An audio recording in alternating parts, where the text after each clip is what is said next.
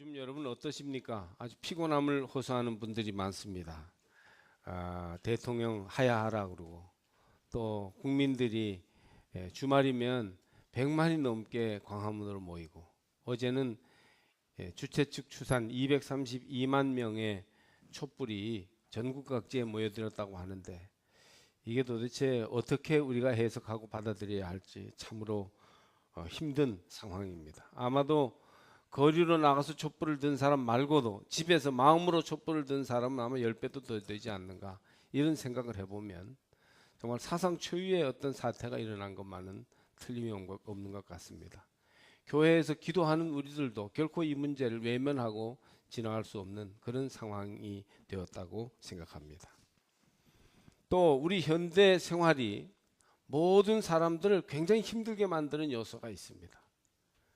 이따가도 좀 말씀드리겠습니다만 여러 가지 변화무쌍한 그런 삶의 요소들이 각 세대를 힘들게 하여 지금 모든 사람들이 마음으로 큰 상처와 무거운 부담을 가지고 살아가고 있습니다. 겉으로는 예전보다 더 다 건강해지고 멋있어지고 아름다워지고 깨끗한 그런 삶을 살지만 안으로는 병들고 잠 못 이루고 갈등하고 힘들어하면서 사는 그런 시대입니다. 모든 분야에서 힘들다는 소리가 높아지고 있습니다. 경제도 어려워지고 사회도 점점 각박해집니다. 나치 독일의 포로 수용소에서 갇혀있던 유대인으로서 후에 유명한 심리학자가 된 빅터 프랭클이라는 사람이 있습니다. 그는 감옥 안에 있는 동료들이 삶을 포기하고 죽어가는 광경을 보면서 이렇게 말했다고 합니다. 친구여, 저 조그마한 창이 보이지 않습니까? 그러니까 그 얘기를 들은 다른 사람이 신경질적으로 대답을 했습니다. 봐야 회색 담벼락밖에 있지 않소. 그러자 이 프랭클이 말하기를, 아니 그 회색 담벼락 저 건너편에 있는 창으로 보이는 푸른 하늘을 바라보십시오. 어두운 밤에도 빛나는 별을 바라보면 좋지 않겠소. 그렇게 얘기했다는 것입니다. 소위 의미요법이라는 것을 나중에 창시하는데 벽이 거의 다 콘크리트 벽으로 막혀 있죠. 근데 작은 바람 통풍구 거기를 통해서 하늘을 보고 빛나는 별을 볼 수 있지 않겠느냐. 그것이 우리에게 희망이 되지 않느냐 하는 빅터 프랭클의 얘기입니다. 지금은 IMF 때보다도 더한 경제 위기가 다가와서 국내 경기에 찬바람이 불고 있으며 국론은 분열되고 미래는 불안한 상황입니다.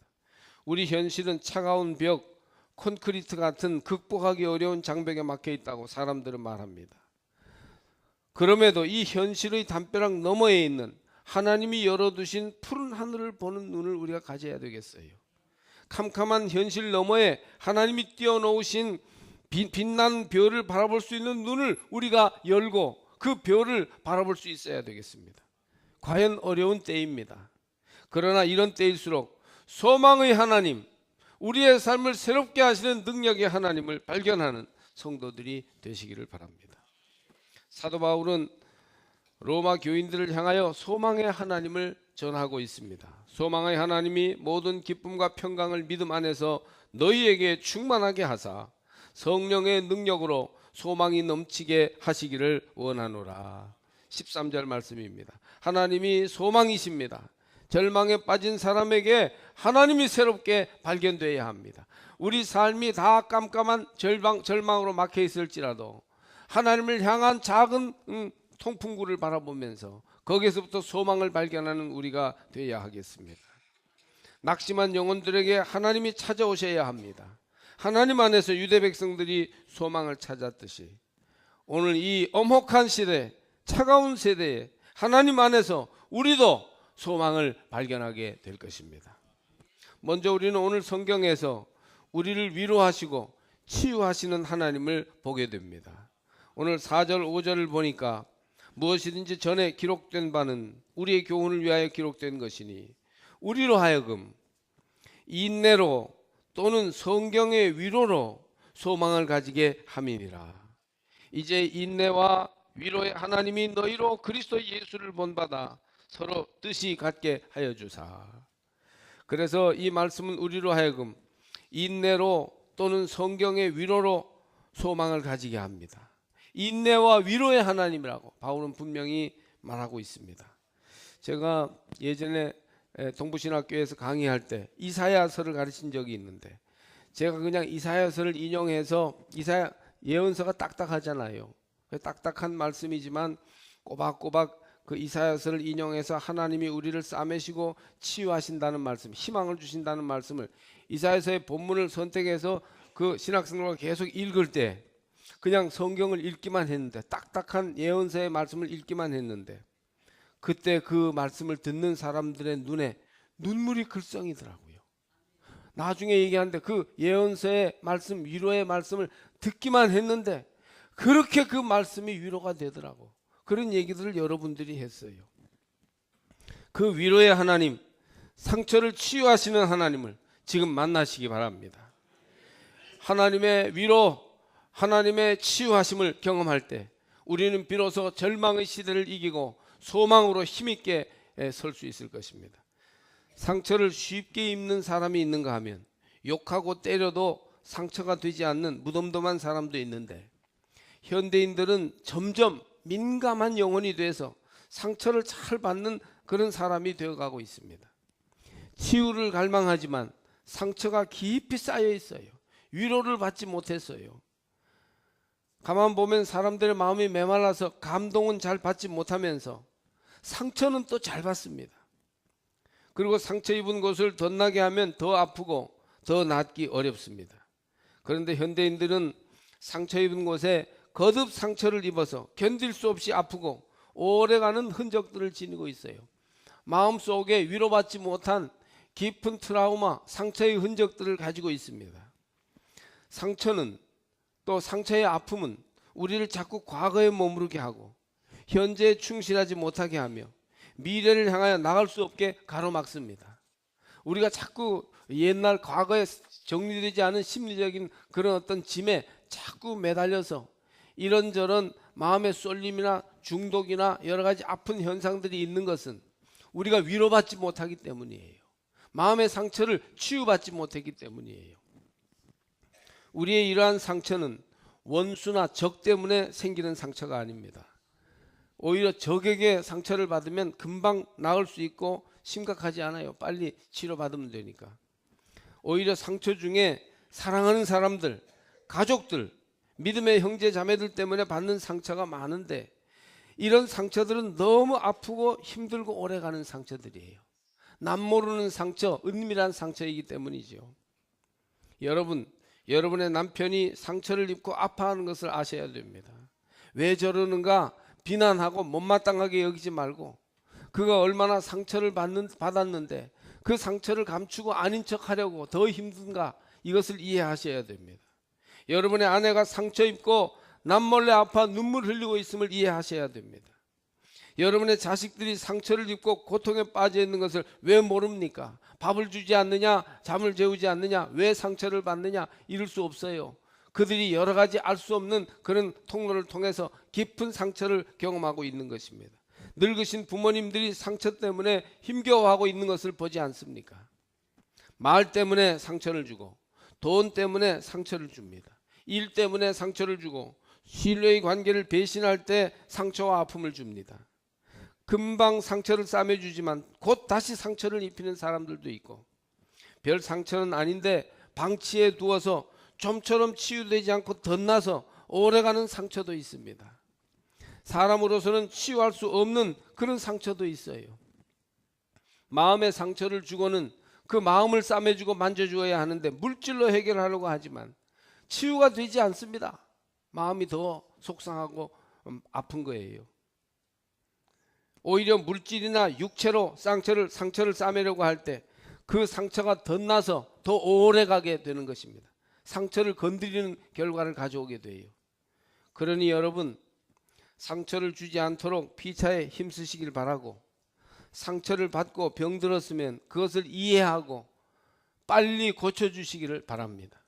마음의 상처를 방치하고 비난하지 말고 그 상처를 인정하고 치유하기 위해서 위로하고 말로 약을 발라주고, 그리고 어떻게든 상처를 치유해서 함께 갈 수 있는 가족들, 그런 가까운 관계가 되시기를 바랍니다.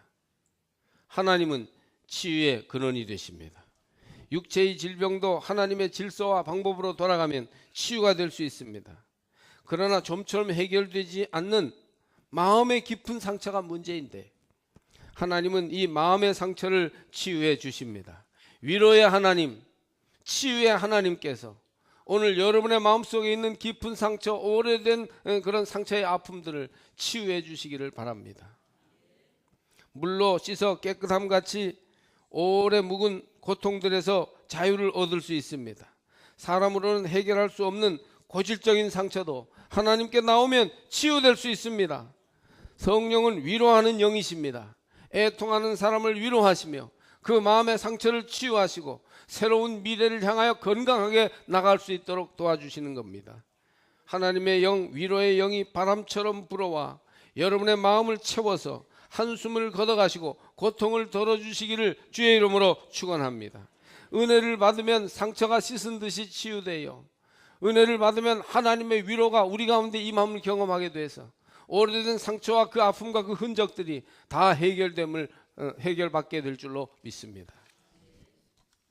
또 하나님은 오늘 5, 6절 말씀을 보니까 우리를 서로 하나가 되게 하시는 하나님이십니다.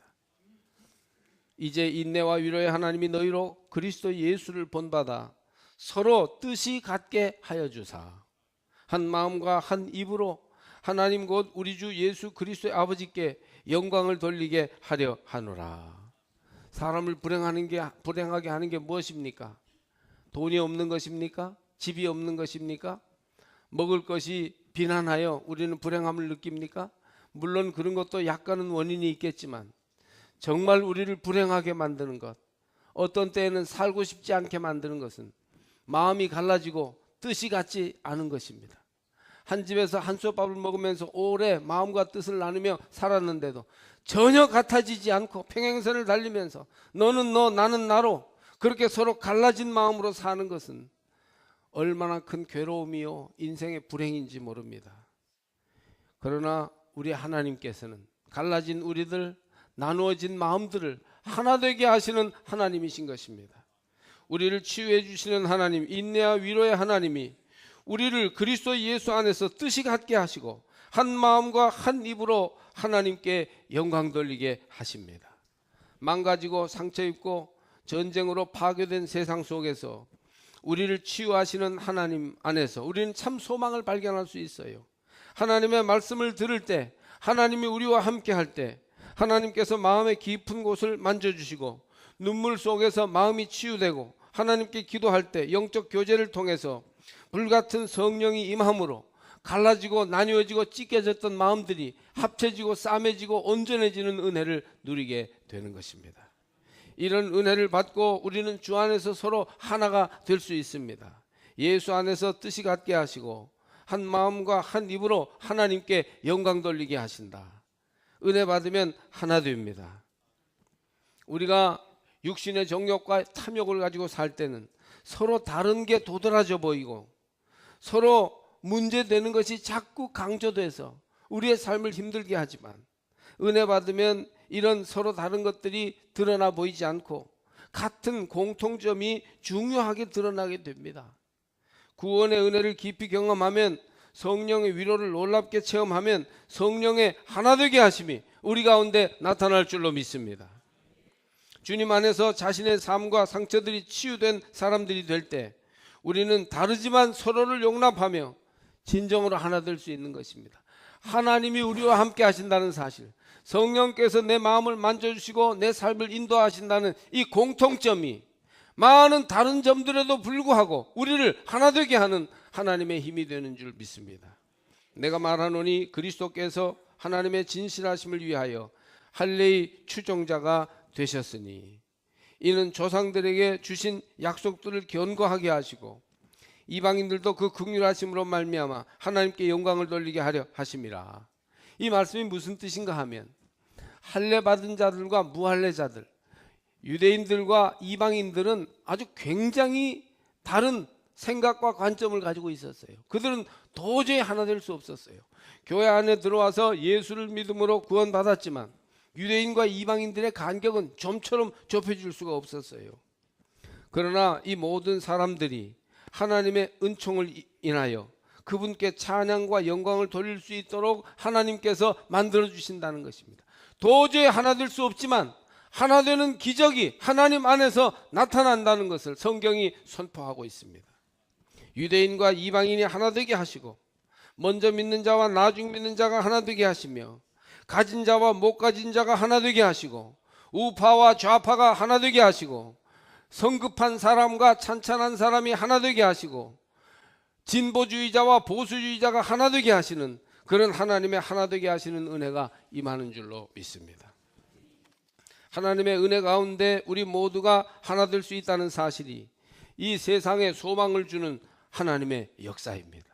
여러분, 우리의 차이점을 강조하지 말고 그리스도께서 우리를 구원해 주신 그 은혜와 성령이 내 삶에 임하여 역사하시는 그 능력을 담대히 인정하며 의식하게 될 때 우리는 하나 되는 역사가 나타나게 될 것입니다. 바울은 강력한 유대의 배타주의에 대항하여 하나님은 이방인들에게도 치유와 구원을 가져온다고 강력하게 증거해요.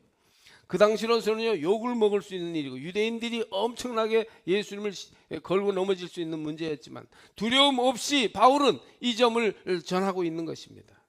이사야의 말씀을 통해 그것을 분명하게 말합니다. 예수 그리스도는 유대인의 희망일 뿐만 아니라 계약 바깥에 있는 이방인들의 희망도 되신다고.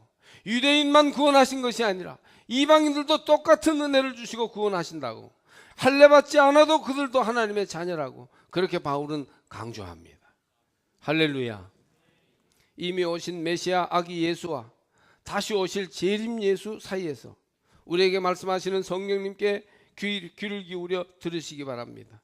그 성령께서 우리와 함께 하실 때 우리는 서로 생각이 다르고 감정이 다르고 입장이 달라도 분명히 주 안에서 하나 될 수 있습니다.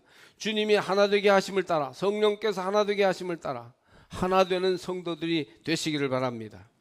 요즘 나이 드신 보수 지지층 사람들과 젊고 진보적인 사람들과 사회를 보는 입장이 아주 다르고 오늘의 문제를 해결하는 방식도 아주 달라요.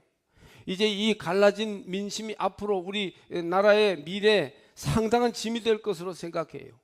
그렇지 않아도 북한과 남한이 갈라져서 마음 아픈 마당에 남남에도 이런 갈등이 좀처럼 해소될 수 없다는 것은 너무나 이 시대의 위험한 징표입니다. 그러므로 우리는 하나 되게 하시는 성령의 역사를 강력하게 이 사회 속에 선포해야 할 것입니다. 지금 광화문에서 촛불을 드는 것도 대다수 국민들이 동의하고 있다고는 하지만 그러나 일부 입장이 팽팽히 갈리는 이들도 있지 않습니까? 어떤 이는 반대하고 어떤 이는 공감합니다. 어떤 이는 집에서 마음의 촛불을 들고 어떤 이는 막 뭐라 그러면서 그 사람들을 야단칩니다. 상당히 입장이 다르고 도저히 하나 될 수 없는 견해들이 바로 성도들의 삶 속에 그대로 있고 교회 안에도 그런 서로 다른 입장들이 들어와 있습니다. 그러나 성령 안에서 깊은 위로와 은혜를 경험하면 성령의 하나 되게 하시는 역사를 따라 우리가 믿음의 등불을 켜고 서면 그런 차이점에도 불구하고 우리는 진정으로 뜨겁게 하나 될 수 있습니다. 성령의 하나 되게 하시는 역사를 따라 위로하시는 주님의 은혜를 따라 하나 되는 은혜가 여러분의 마음속에 가정 안에 우리 교회 안에 임하기를 바랍니다. 부부를 하나 되게 하시는 주님을 바라보십시오. 의외로 부부가 화합하지 못하여 평행선을 그으면서 한 집에서 사는 다른 식구로 지내는 경우가 상당히 많습니다. 그런데 다른 일과는 달리 한 가족이 하나 되지 못하는 것은요 큰 일이에요. 왜냐하면 내일부터 살아야 되니까, 매일 쳐다봐야 되니까, 잠시라도 외면할 수 없어요. 조금만 외면하고 딴 길을 가도 상당히 상처가 되고 아픔이 되기 때문에 어떻게든 부부는 하나가 돼야 됩니다. 어떻게든 가족들은 화합해야 됩니다. 어떻게 해야 되겠습니까? 하나님이 우리 가운데에서 일하시도록, 하나님께서 우리의 마음을 만져주시도록 노력해야 돼요. 가정 예배를 함께 드리거나 성경 묵상 큐티를 함께 하면서 서로 공감대를 넓혀 나가고, 또 믿음이 일치되지 않으면 안 믿는 사람에게 우리가 눈높이를 낮추어서 그냥 일반 대화라도 하면서 그 사람의 취미나 관심에 같이 공감해 주는 그런 시간을 가지면서, 그러면서 서로 공감대를 넓혀 나가고 문제를 해결해야 되는 것입니다. 그리고 어떻게든 그를 하나님의 은혜로 성령의 감화하심으로 인도할 때 참으로 본질적으로 속에서부터 하나 되는 은혜를 입게 될 줄 믿습니다. 소망의 하나님은 은혜 가운데 우리 가족을 하나 되게 합니다. 가정에 은혜가 없으면 가정이 자꾸 갈라지고, 교회에도 은혜가 없으면 자꾸 의견이 달라지고 싸울 일들이 생겨납니다. 기도하고 성령 받아 은혜가 충만하여 하나님의 위로하심과 치유를 경험하게 되면 서로 용납하고 인정하고 이해하게 됩니다. 그러니 내일부터 열리는 부흥회 여러분, 열의를 제쳐놓고 꼭 참석하시기 바랍니다. 그래서 하나님의 은혜 주심 말씀으로 역사하심에 우리 마음이 변화되고 우리의 심령이 새로워지게 되면 가정이 변화되어 하나 되고 하나님의 능력이 우리 삶의 구석구석에 임하는 놀라운 변화를 경험하게 될 것입니다. 그러므로 그리스도께서 우리를 받아 하나님께 영광을 돌리심과 같이 너희도 서로 받으라. 우리가 서로 받고 한 마음과 한 뜻으로 나가게 될 때 하나 되는 역사가 우리 가정과 생활 속에 가득하게 될 것입니다. 또 우리는 하나님이 우리 본질을 변화시켜 거룩하게 하신다는 것을 압니다. 그것이 우리의 소망이 되는 것입니다. 바울에 따르면 하나님의 전체적인 목적은 예수 그리스도 안에서 하나님의 의로우신 성품을 보여줄 수 있는 한 백성을 형성하는 것입니다. 서로 조화롭게 살고 모두를 찬양의 삶 속에 맞아들이면서 그들은 하나님께 찬양과 영광과 감사를 돌려드립니다. 이것이 바로 교회예요. 변화된 거룩한 사람들이 하나님을 찬양하며 예배하며 모여있는 곳, 그것이 교회예요. 할렐루야. 거룩한 주의 백성을 만드는데 하나님의 진정한 목적이 있습니다. 그러므로 교회가 교회될 때, 교회답게 거룩해질 때 하나님의 영광의 빛이 되며 이 세상을 향한 구원의 징표가 되는 것입니다. 교회는 거룩해져야 되며 여러분은 하나님의 거룩하게 하심을 따라 심령과 생활이 거룩하게 변화되어야 합니다. 우리가 거룩해질 때 세상은 또한 희망을 보며 인간의 존재가 변화되어 거룩해질 수 있는 가능성을 소망하게 될 것입니다. 하나님은 당신의 백성들을 끊임없이 거룩하게 하십니다. 아무리 세상이 지저분하고 사람들이 타락하여도 우리가 실망하지 않고 소망을 갖는 것은 하나님께서 당신의 교회와 성도들을 통하여 지금도 거룩하게 하시는 역사를 이루고 있기 때문입니다. 어떤 것으로도 인간은 참으로 개선되지 않고 어떤 방법으로 역사는 참으로 전진하지 않습니다. 상대적일 뿐이에요. 개선되고 좋아졌다고 봤는데 A에서 B로 옮겨간 것이고 얼마 지나다 보면 다시 B에서 A로 돌아갑니다. 그래서 역사는 진보되지 않고 서클로 돌아간다, 이렇게 많은 사람들이 보면서 절망하고 있어요. 이 세상의 모든 노력, 모든 교육, 모든 계몽은 상대적일 뿐이라고 생각합니다. 그러나 하나님 안에서 진정한 진보가 있을 수 있으니 하나님은 인간을 거룩하게 만드시고 하나님은 역사를 거룩하게 전진시키는 하나님이시기 때문입니다. 믿노라 하는 사람들 가운데도 조금도 개선되지 않은 채 옛 성품과 탐욕을 버리지 못하고 하나님 영광 가리우는 사람들이 있습니다. 신앙을 빙자한 사기꾼들입니다. 지금도 이런 시국 혼란을 이용하여 구국기도회니 뭐니 하면서 사람들을 모아 자기들의 이권과 영향력을 챙기기에 급급한 종교 사기꾼들이 있습니다. 그러나 하나님은 이런 악을 배격하고 성도들을 지금도 안에서부터 말씀으로 거룩하게 하십니다. 성령의 감동과 역사하심으로 사람을 본질적으로 변화시키는 하나님의 능력을 바라보시기를 바랍니다. 형편없는 망난이라도 복음 앞에 거꾸러지면 거룩한 사람으로 변화될 수 있어요. 그 어떤 것으로도 변화되지 않지만 하나님의 거룩한 복음이 우리를 본질적으로 변화시킬 줄 믿습니다. 제천에 조폭 두목이 있었습니다. 아주 유명한 깡패였어요. 제천에 최고 가는 깡패, 제일 싸움 잘하는 깡패였어요. 키는 크지 않은데 몸이 땅땅해가지고 날아다니듯이 재빨라서 그를 당할 수 있는 사람이 없었습니다. 그는 너무너무 마음이 타락되고 강팍했어요. 죽이는 것도 두려워하지 않았다고 해요. 그의 타락된 마음을 바꿀 수 있는 것은 아무것도 없었습니다. 법으로도 안 되고 주먹으로도 안 되고 교육으로도 안 되고 돈으로도 안 되었습니다. 그를 어떻게 바꿀 수 있겠습니까? 그 강팍한 마음을 무엇으로 변화시킬 수 있겠습니까? 그 마음에 복음이 들어갔습니다.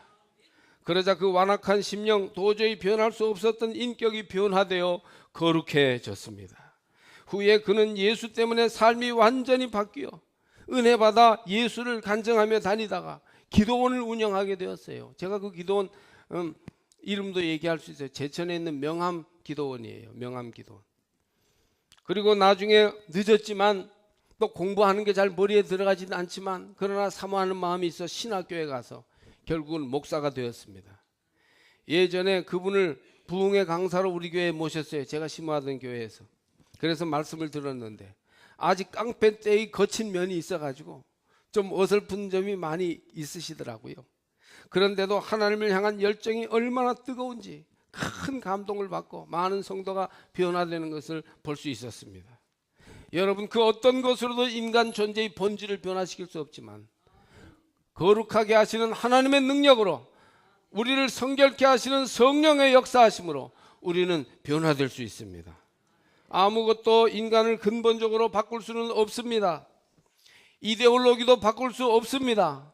어떤 교육도 인간을 본질적인 변화로 인도할 수는 없는 것입니다.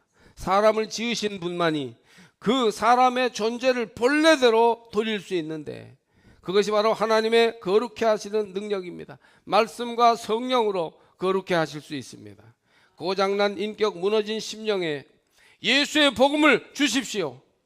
그것이 바로 하나님의 거룩해 하시는 능력으로 우리 가운데서 역사하게 될 것입니다. 이미 믿는 우리들도 하나님의 거룩하게 하시는 능력을 날마다 의지해야 진정으로 하나님을 찬양하는 영화로운 하나님의 백성이 될 수 있습니다. 우리가 거룩해 하시는 하나님의 능력을 외면하고 세상의 욕정과 육체의 쾌락을 쫓아서 계속 행하면 나도 모르는 사이에 타락되어 침륜에 빠지는 옛 생활에 빠지는 잘못이 있게 될 것입니다. 세상을 바꾸어 갈 수 있는 위대한 힘은 거룩하게 하시는 하나님의 능력에 있습니다. 캐나다의 영성신학자 헨리 나우엔의 영혼의 양식이라는 책에 나오는 글입니다. 낙관과 희망은 근본적으로 다른 마음가짐입니다. 낙관은 날씨, 인간관계, 경제, 정치 상황과 같은 일들이 나아지리라고 기대하는 것입니다. 희망은 하나님이 우리를 진정 자유롭게 하심으로써 우리를 향한 하나님의 약속을 성취하실 것이라고 신뢰하는 것입니다. 절대 긍정과 하나님이 함께 하심으로 우리의 삶을 전폭적으로 받아들일 수 있는 태도를 말합니다. 역사 속에서 위대한 영적 지도자는 모두 희망을 가진 사람들이었습니다. 하나님 안에서의 희망을 가져서 진정으로 변화를 선도하는 사람이 될 수 있었다는 것입니다. 아브라함, 모세, 룻, 마리아, 예수, 루터, 간디, 도로시 데이는 모두 마음속에 기대를 간직하고 살았습니다. 이 긍정적인 기대가 그들의 장래를 인도했습니다. 그들은 장래가 구체적으로 어떤 모습이 될 것인가를 알려고 하지 않았습니다. 희망을 가지고 나아갔던 것입니다. 여러분, 희망을 가지고 살아가시기를 주의 이름으로 축복합니다. 절망의 벽에 우리의 현실이 둘러싸여 있어서 너무 힘듭니까? 그러면 더욱 희망을 바라보고 살아가시기를 바랍니다. 긍정적인 낙관을 가지는 것은 누구나 가질 수 있지만 희망의 힘은 믿는 이에게서 하나님께로부터 오는 긍정의 힘입니다. 희망의 등불이 꺼져버린 것 같은 이 시대에 우리는 하나님을 바라보며 말씀을 듣고 희망을 되새겨야 합니다. 소망의 하나님이 우리를 치유하시고 하나 되게 하시고 거룩하게 하심을 믿으십시오. 지금 우리는 희망을 살아갈 수 있습니다. 희망은 그리스도 안에서 믿음으로 굳게 서는 사람에게 항상 현실이 되어 아름다운 별처럼 빛나게 될 것입니다.